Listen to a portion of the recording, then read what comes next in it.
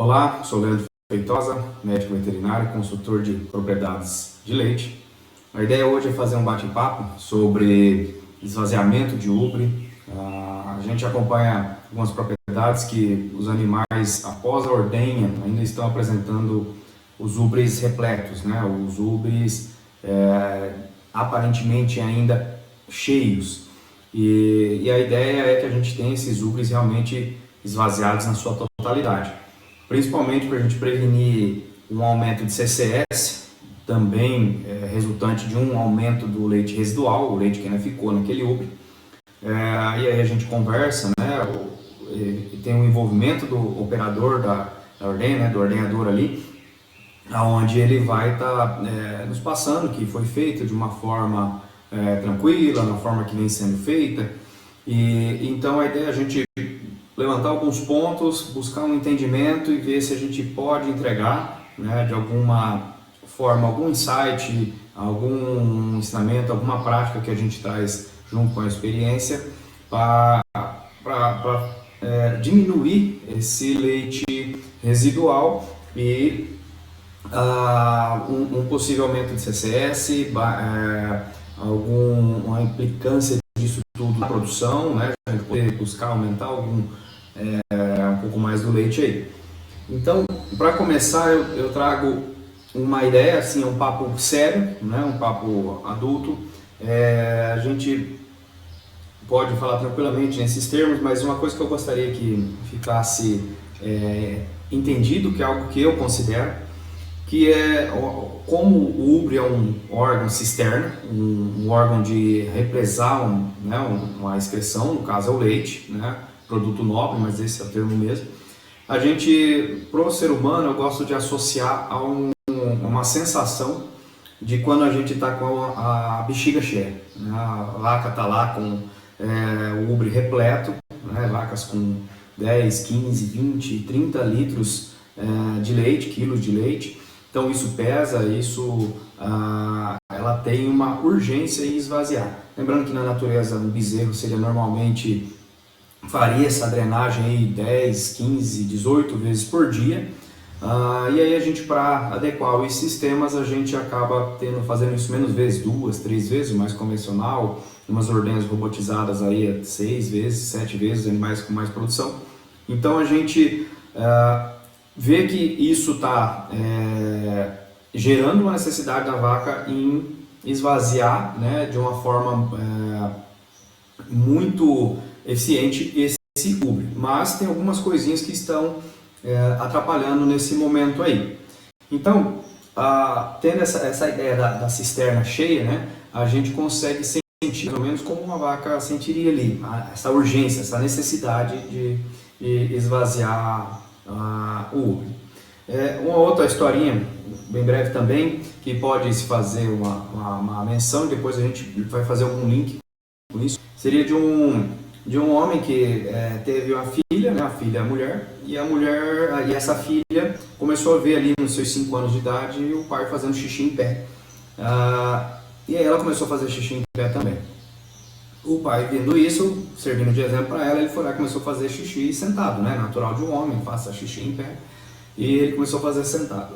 Anos depois, as netas dele viram ele fazendo xixi sentado, e o pai delas, né, filho dele no caso, fazendo xixi sentado e o pai delas em pé. E isso gerou um conflito, né, que elas estavam ali vendo como que era certo e o que era errado, né? E perguntou para o pai: poxa, o vovô faz xixi sentado e você em pé.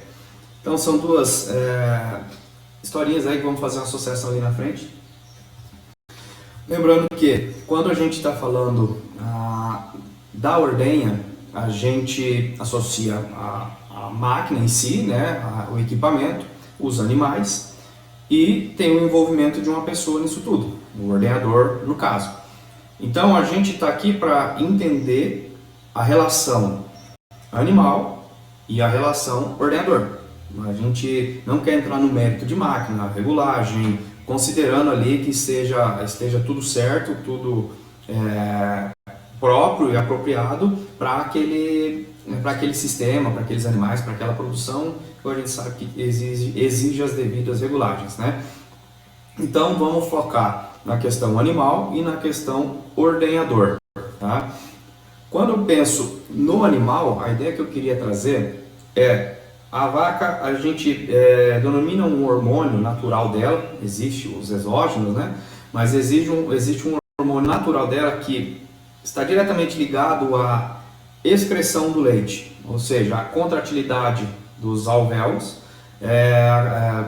para que a gente tenha a ejeção, ou seja, expulsar realmente de forma efetiva esse leite.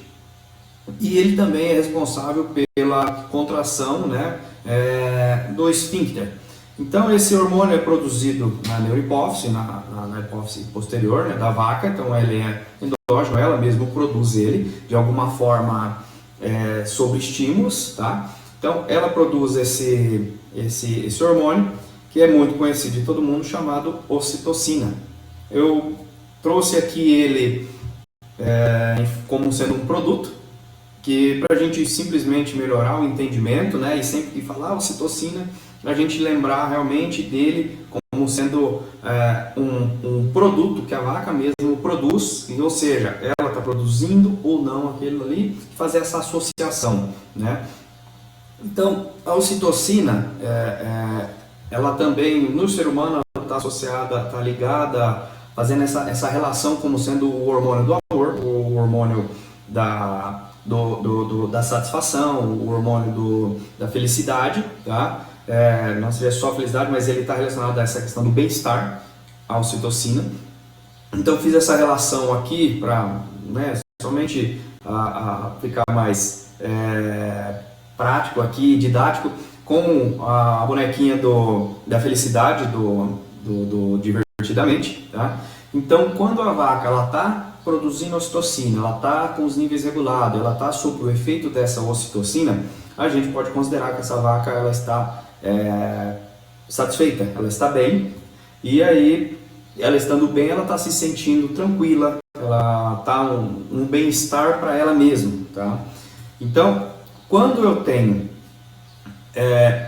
do contrário disso, um animal que está sob estresse, um animal que não está se sentindo tão bem por algum motivo, né, que seja particular dela ali, no metabolismo, no organismo ou fora, né, algum agente externo, ela acaba sob estresse gerando muita adrenalina e a adrenalina vai se ligar nos receptores da ocitocina. Então a vaca estressada ela não produz muito bem a ocitocina. E a ocitocina, quando não se liga nos receptores dela, ela também deixa o animal mais estressado. Então a gente tem que entender isso. O animal está bem, menos estresse, a ocitocina está fazendo o papel dela. Um animal estressado não produz, diminui a produção, ou ele também não se liga aonde deveria, porque daí vai estar lá entrando um outro transmissor nervoso, que é a adrenalina, no lugar dela, e ela vai causar alguns prejuízos para o animal que podem torná-lo estressá-lo também. Então é um feedback aí positivo, né? uma retroalimentação positiva, que uma coisa vai só piorando a outra, que essa outra piora uma, né? Então, na questão da vaca, a gente sempre tem que pensar que quando eu vou levar ela para a ordenha, eu tenho que estar sempre buscando deixá-la da melhor forma possível. A vaca, quando ela chegar na ordenha, ela já está entendendo, tendo a sensação de que ela vai estar no lugar tranquilo, calmo, que não vai ser estressante para ela conseguir naturalmente liberar as ocitocinas produzidas para fazer a ejeção, para fazer uma ordenha bem feita, que é aquilo que a gente está buscando aqui.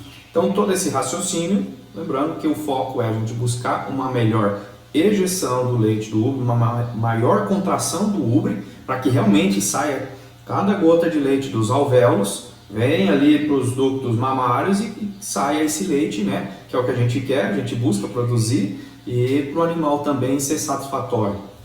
Então, na questão da vaca, a ideia nossa, o trabalho nosso como técnicos, né, profissionais,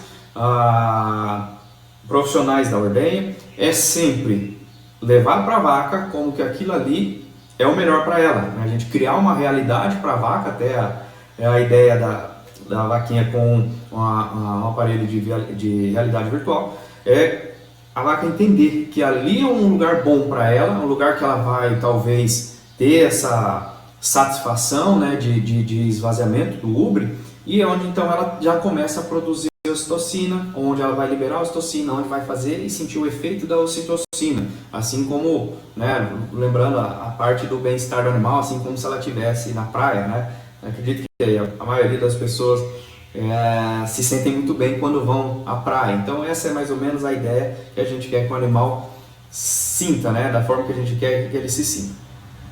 Tudo bem, mas e aí? A vaca produziu ocitocina, vai usar, não vai? O que vai acontecer? A gente tem que lembrar que a ocitocina, ela está, tanto a produção quanto a liberação dela e o uso dela é através de estímulos, né? Então, o pico de estímulos dela seria no toque do animal. A partir da hora que a gente está recolhendo o animal para a ordenha, que você encosta nele, você já está estimulando ele, mas o maior estímulo ainda é o toque no úbere.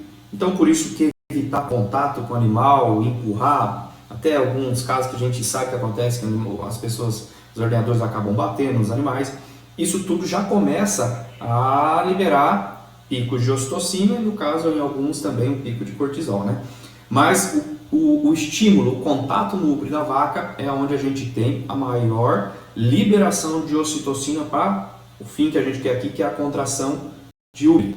E essa ocitocina, então, lembrando, ela tanto é utilizada ali, mas ela também a gente tem o aumento de produção a nível de cérebro, lá na hipófise desse animal.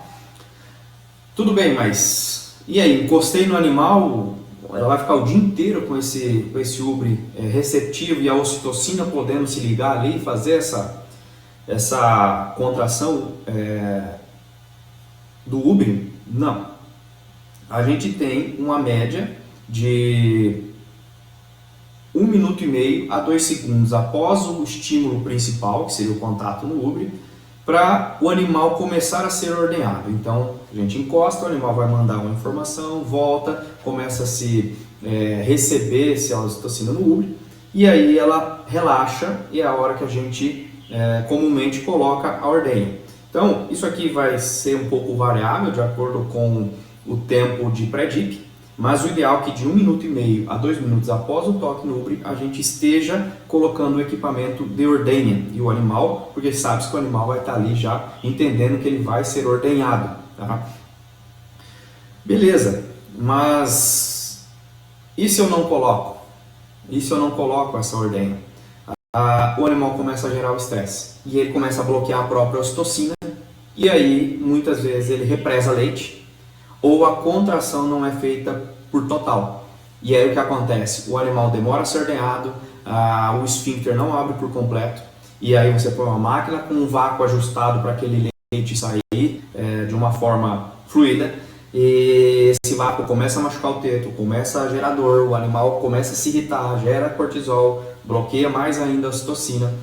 Então a gente precisa entender que assim, eu tenho tempo para colocar a máquina de ordenha, colocar o conjunto no úbere da vaca, que seria ali seu 1 minuto e meio, 2 minutos após, né, o primeiro toque, e independente ali, né, os processos até isso tem que caber nesse tempo, e a gente tem mais 1 minuto a 2 minutos, a gente tem um pico de liberação de leite. Então o primeiro é o pico de ocitocina e depois é o pico de liberação de leite. Então, após colocar a ordenha, a gente ali com 1 minuto a 2 minutos, a gente tem um pico de liberação de leite, que é quando a ocitocina está agindo ao máximo. E aí a gente vê em vacas, né, de alta produção 6, 7 litros por minuto. Então a gente também tem que ter, né, um recipiente interessante que consiga drenar todo esse leite, para que não tenha um contrafluxo, bata na ponta de teto, enfim, gere dor, e o animal volta a produzir dor, cortisol, bloqueia ocitocina. Então tudo aquilo, a ideia é a gente deixar esse insight, que tudo aquilo que gera dor para o animal vai cortar o fluxo normal de leite, vai diminuir a contração, e isso vai ter um certo represamento de leite, o leite vai permanecer no úbere, o que não é interessante. Tá?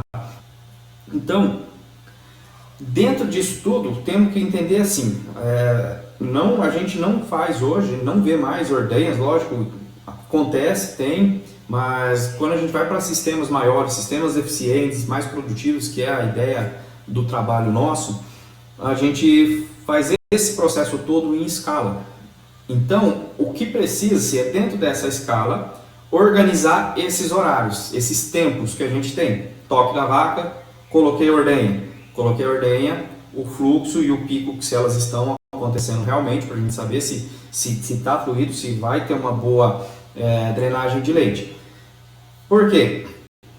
Quando eu vou fazer esse processo, às vezes, eu posso estar fazendo ele sozinho, né? Dentro o processo da ordenha é feito por um operador somente, tá? Então eu tenho que definir quantos animais eu consigo fazer em determinado tempo para eu poder retornar, né? Por exemplo, em linhas paralelas de ordenha, o tempo que eu vou retornar no animal que eu já fiz um pré-dip, que eu já limpei teto, que eu já fiz a dispensação dos 3 jatos, para voltar dentro daqueles 2 minutos. Porque depois de mais 2 minutos, essa vaca vai estar no máximo da produção dela. Se eu não fizer isso, aquele máximo de produção passa, ela não drena, enfim. Então, quando está sozinho, a gente tem que entender quantos animais eu consigo fazer dentro desse processo em 2 minutos. Tá?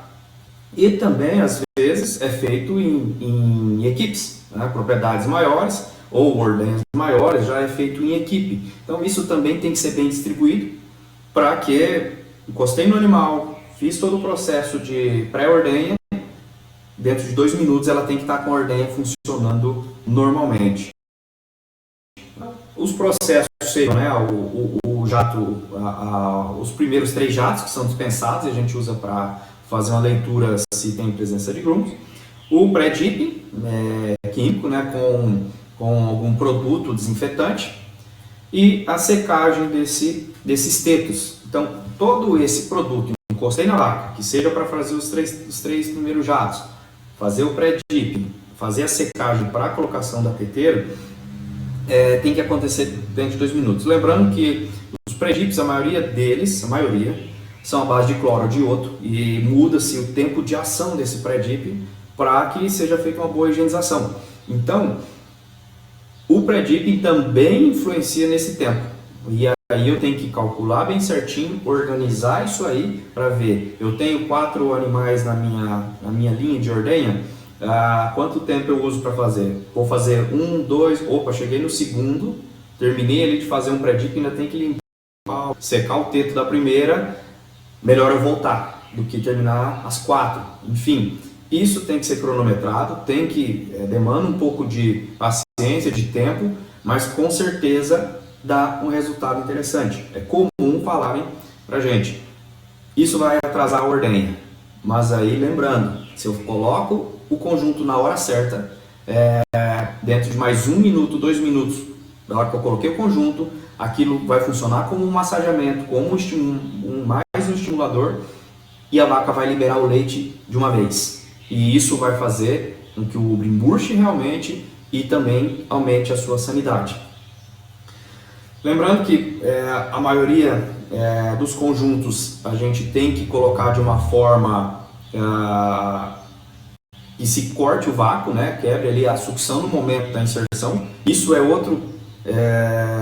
outra questão que dá, de certa forma, um choque, causa dor no animal, ele irrita o animal, e isso daí prejudica lá os picos de ocitocina e a ejeção de forma completa. Tá?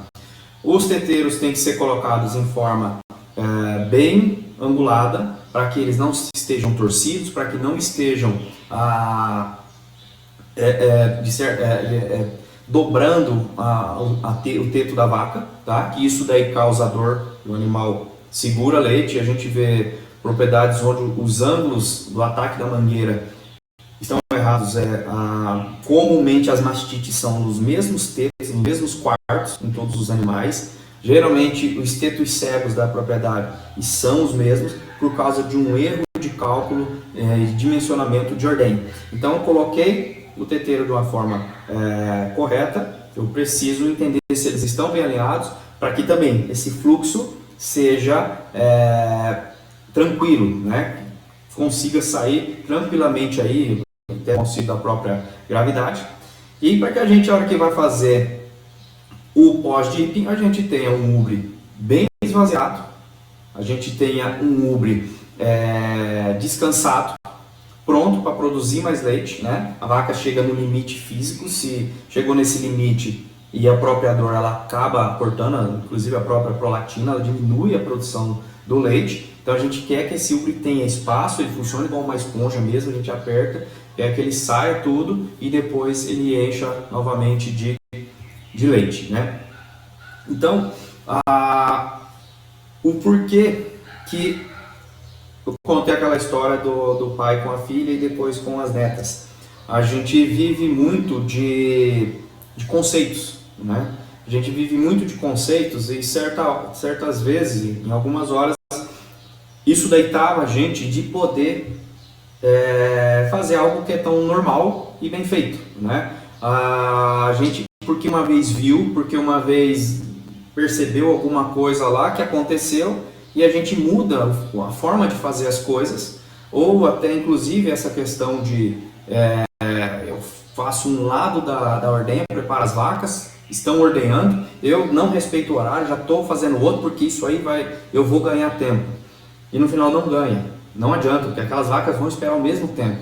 E aí se você pegar aquele lado que foi feito a pré-ordenha e não respeitou os 2 minutos, elas vão demorar até mais para você conseguir drenar todo esse leite. Então, respeite o horário, respeite essa questão da minutagem, do tempo, ali de no máximo 2 minutos para eu colocar o conjunto, para a gente ter com mais 2 minutos esse pico de ejeção de leite aí, e a vaca vai ser drenada mais rápida. Lembrando também de alguns pontos que causam muito estresse para o animal, até por ser um animal que da natureza era predado. Evitar gritos, evitar a utilização de algumas ferramentas, equipamentos que seja, né, a corda, uma mangueira, um pedaço de pau, que o animal sabe que aquilo está associado à dor para ele. Então, né, evitar isso aí na hora de conduzir os animais, na verdade, evitar sempre, mas principalmente na hora da ordenha, porque o animal vai já entrar com receio. Evitar conversar demais, gritar, né, sair do normal ali durante a ordenha. E também está sempre com a regulagem em dia, né, com a troca de teteiros, mangueiras, tudo sempre bem conduzido, porque um erro de vácuo, entrando em si um pouco na ordenha, mas um erro de vácuo, um erro de dimensionamento, tudo isso daí causa dor, causa represamento desse leite, aumenta a CCS. Então todo esse processo funciona, mas a gente tem algumas coisas por fora que também impactam, tá? Então, só para fechar a conversa, né, a gente tem que entender dentro da fazenda como esse sistema seria possível, como ele se encaixa para eu fazer. A gente conhece propriedades de 16 conjuntos, né, de linha média, e trabalha-se em 4 funcionários dentro do fosso. Então são 4, divide-se em 4 setores de 4. Né? Outra propriedade que são 2 linhas de 6 vacas, né? Uma ordenha de linha dupla. Mas são 2 funcionários do fosso, fazem um lado 3, o outro faz 3, do outro lado faz 3. Propriedades de 6 também, um sai fazendo as 6 vacas, conforme espera o tempo do pré-dipping, o outro já vem limpando ali com 1 minuto, e dá tempo de voltar lá na primeira vaca atendendo os 2 minutos. Tem que cuidar quando é muito justo o tempo, se acontecer alguma coisa ali que sai um pouco do padrão, da rotina da propriedade, a gente deixa esse probleminha para lá, mas respeita os 2 minutos da vaca para que a gente tenha uma drenagem bem feita aí. Então, essa é a ideia, a propriedade se adequar a isso, entender como isso pode ser feito dentro da sistemática, respeitando esse tempo de 2 minutos para se colocar os primeiros conjuntos. Pode fazer a conta, não vai aumentar o tempo de ordenha, não vai, pode ser nos 2 primeiros dias, ali 3 dias, as vacas vão estranhar um pouquinho, mas elas vão se sentir, vão ter uma drenagem melhor e depois acostuma rápido porque melhora para elas, né? Então entender, definir como dá para fazer isso dentro da fazenda, de acordo com a ordenha que se tem, com o número de conjuntos, a quantidade de animal que entra, a quantidade de ordenhadores que tem na propriedade disponível para fazer todo esse trabalho. Então essa era a ideia, deixar uma mensagem, deixar um pouco do trabalho que a gente faz, que seja prático, que possa ser passado para colaboradores, ordenadores ou técnicos que precisem ligar alguma luz, passar esse insight para os produtores, né, para que a gente consiga realmente aí todo mundo trocando informação, trocando conhecimento, a gente consiga baixar esse CS, aumentar as produções e tornar o leite cada vez mais profissional e eficiente, tá ok? Então, eu deixo o meu pedido aqui breve de curtir o vídeo, isso ajuda a chegar a mais pessoas. Possível também se inscreva aqui embaixo junto com o sininho para receber quando a gente publicar. São vídeos mais extensos, com cunho mais didático mesmo, de poder passar alguma coisa, as pessoas aprenderem um pouco com isso. Então são os meus pedidos aí, e deixo também um abração para todo mundo, e se precisar de alguma coisa pode escrever um comentário, pode ir no Instagram também e mandar uma mensagem para lá que a gente vai conversando, tá joia? Um abração a todos.